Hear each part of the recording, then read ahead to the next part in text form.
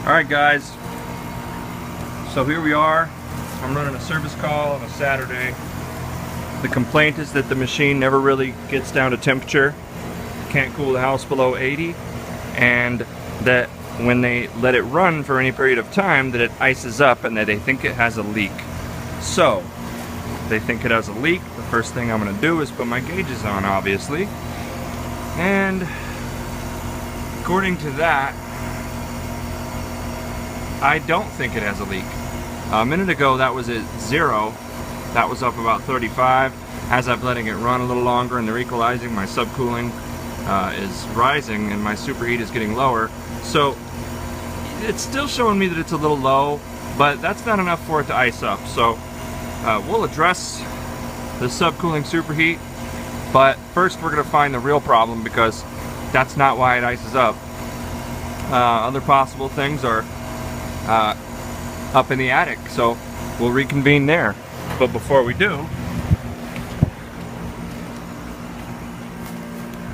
this rust coming out from the coil upstairs means I might be looking at new coil or possibly a furnace, because this much rust is not okay. So I'm gonna go try to find the problem up there with an eye out on that.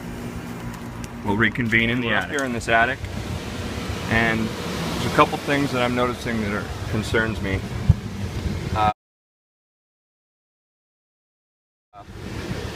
Made a lot of videos, but this one's pretty bad.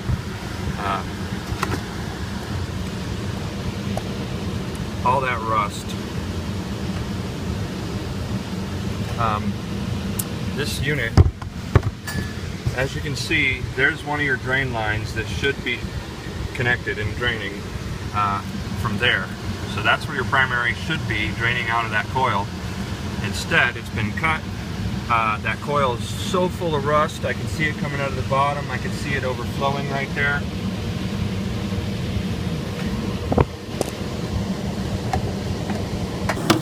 See if I can get you a better shot of that. Rusty. This is rusty.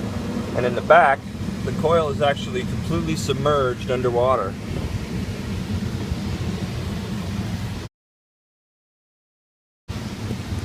Because the whole unit is tilted.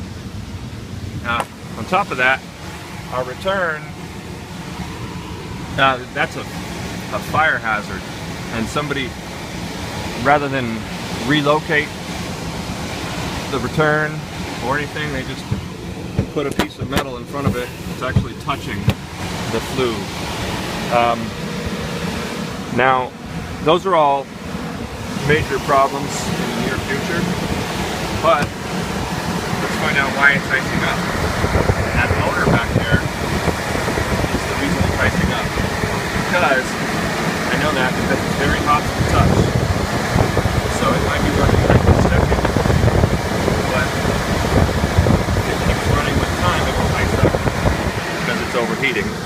And then when the blower motor stops working, it ices up. Get back out here to pack my tools up, and you can see there's still no ice building. So it's definitely not a refrigerant thing. The reason it's icing up is due to that blower motor that's overheating. With time, it'll overheat, everything will ice up. So I am going to quote them on a new furnace and coil. This system here is already R410A, so I can, in fact, just put in a furnace coil in the attic and they'll be okay.